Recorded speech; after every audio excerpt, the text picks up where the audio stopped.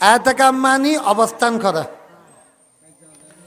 এতেকাফ হলো সুন্নতে মুআক্কাদা আলাল কিফায়া।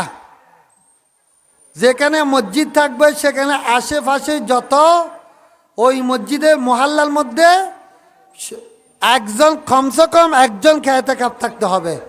আর একজনও না থাকলে সবাই গুনাহগার হবে। সবাই কি হবে? গুনাহগার হবে। সুন্নতে মুআক্কাদা আলাল কিফায়া। আমার নবী বিভিন্ন হাদিসের কিতাবের মধ্যে রয়েছে, পেয়ারা নবী প্রত্যেক রমজান শরীফের 10 দিন আমার পেয়ারা নবী এতেকাফ থাকতেন। যেই বছর রসুল করিম ইন্তেকাল করবেন সেই বছর রসুল করিম 20 দিন এতেকাফ থেকেছেন। সুবহানাল্লাহ বলেন। আপনারা ভালো করে লক্ষ্য করুন, কথা বলবেন না, খেয়াল করেন। এতেকাফের ফজিলত বলি।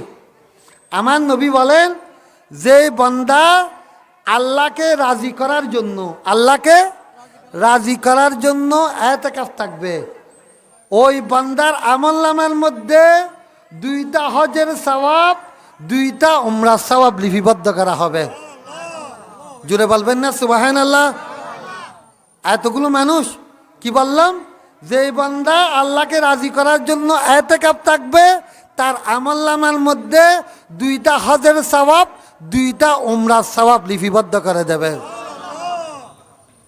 আর যে বান্দা একদিন এতেকাফ থাকবে, কয়দিন? আপনারা তো 10 দিন নেন।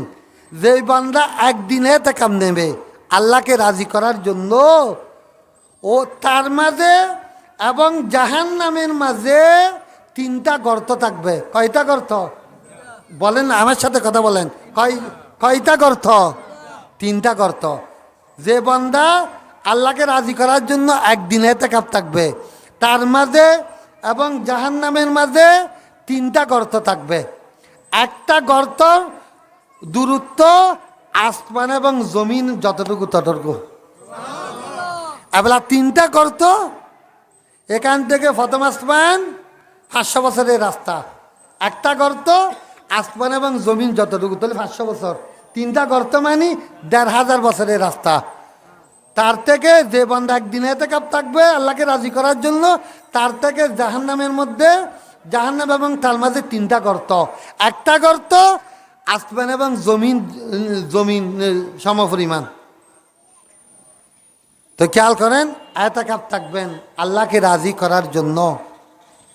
এতেকাফ এর মধ্যে এতেকাফ মুতাকিব মসজিদের মধ্যে, বিশেষ করে আমার মা বোনরা, আপনারা ঘরের মধ্যে পর্দা থেকে এতেকাফ থাকবেন।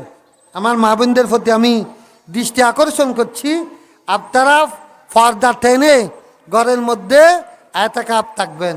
আর মসজিদে আপনারা যারা পারবেন, বেশি সওয়াব, আপনারা মসজিদের মধ্যে এতেকাফ থাকবেন। আল্লাহ পাক সুবহানাহু ওয়া তাআলা আমাদের